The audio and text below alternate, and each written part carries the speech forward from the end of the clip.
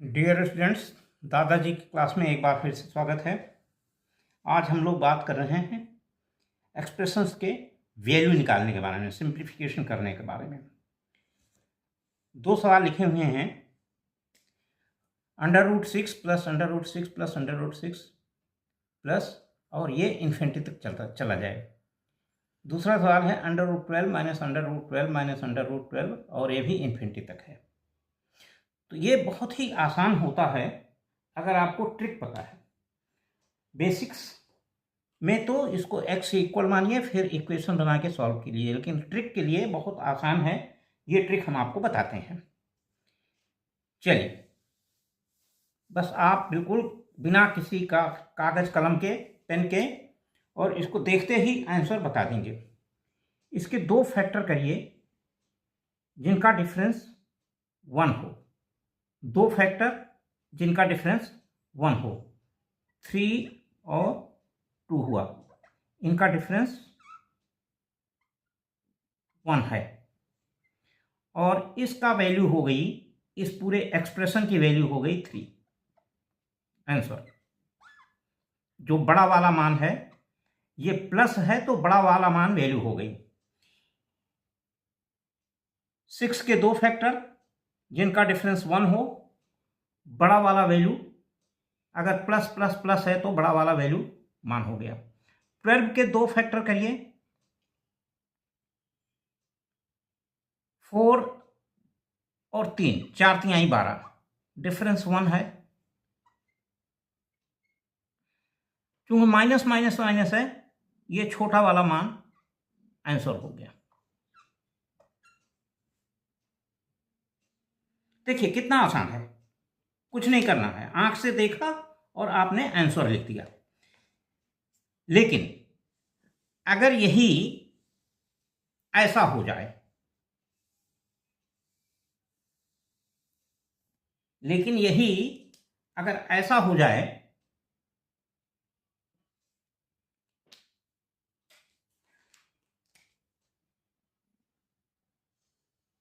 √5 plus √5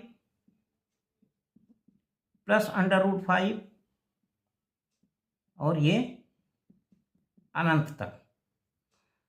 अब इसकी value क्या होगी, x की वैल्यू क्या होगी, क्योंकि अब तो ये दो फैक्टर में कटेगा नहीं। तो इससे ऊपर जाइए या इससे नीचे आइए, कुछ जोड़िए कुछ घटाइए, जब तक कि ये दो फैक्टर में कन्वर्ट ना हो जाए, दो फैक्टर में आप इसको बांट ना करें, बांट ना पाए। तो 5 + 1 = 6। अब ये 6 दो फैक्टर में कट जाएगा, 3 और 2 में।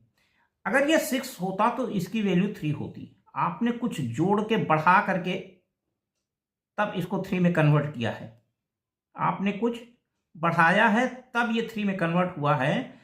तो इसका मतलब है कि x की वैल्यू 3 से छोटी होगी, यानी x की वैल्यू 3 से कम होगी और 2 से ज़्यादा होगी। इसमें एग्जैक्ट वैल्यू नहीं निकलती, इस तरह से वैल्यू निकलती है। x की वैल्यू 3 से कम। 3 से कम क्यों? क्योंकि हमने 6 जब देखा तब 3 की वैल्यू होती, लेकिन ये 6 से कम है, इसलिए x की वैल्यू 3 से कम होगी। अगर ये ऐसा हो जाए,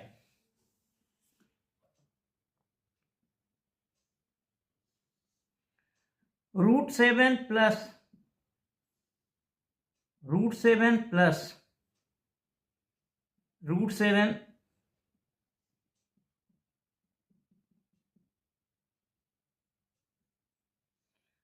अब अगर दो फैक्टर में कन्वर्ट हो जाए तो 7 - 1 करना पड़ेगा, तब 6 आएगा, और 6 के दो फैक्टर बनेंगे, 3 और 2।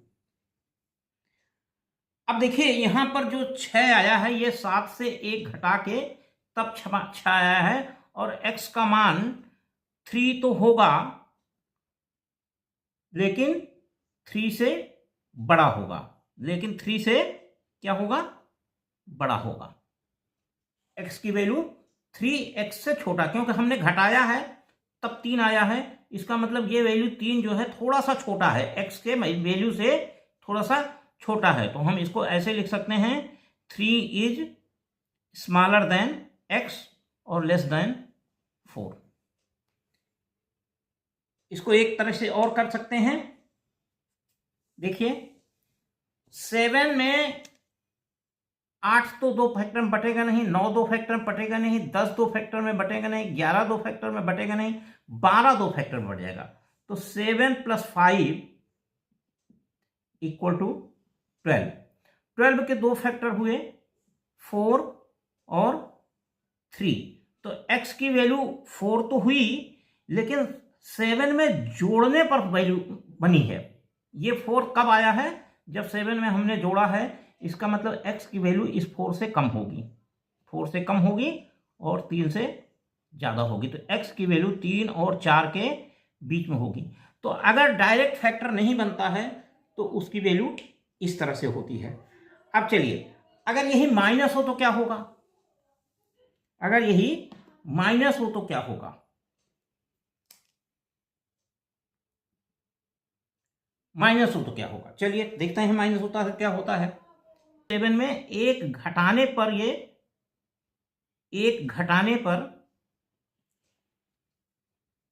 ये 6 बनेगा और 6 के 2 फैक्टर बन जाएंगे 3 और 2।